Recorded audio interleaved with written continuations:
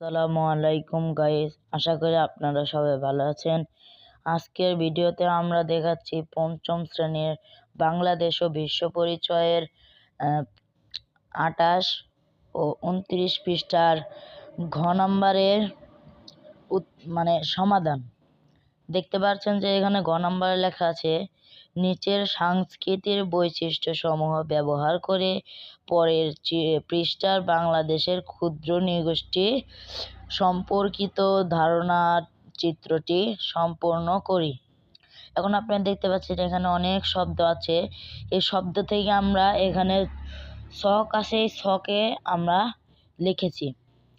এখন এই ছকের ভিতরে মাঝখানে লেখা আছে বাংলাদেশের ক্ষুদ্র নৃগোষ্ঠীর সাংস্কৃতিক বৈশিষ্ট্য। যেমন এখানে লেখা আছে গারো, সাঁওতাল, ওরাও, মুরো, খাসি। এবং আমরা গারোর এখানে দেখতে পাচ্ছেন 3টি পয়েন্ট আছে। পয়েন্টের ভিতরে লেখা আছে আচিক এবং সারেক দক মান্দা। এই 3টি আমরা এই পৃষ্ঠার এখান থেকে দেখে এখানে এনেছি।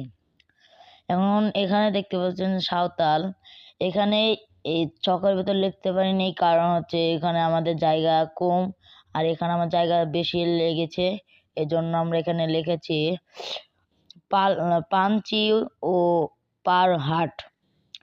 এখানে আরেকটা পয়েন্টে লেখা আছে যে রাই। আবার এখানে আমরা লিখেছি প্রীতিতান্ত্রিক। এখানে আবার ওরাওয়ের ভিতরে 3টি পয়েন্ট আছে। এই 3টি পয়েন্টের ভিতরে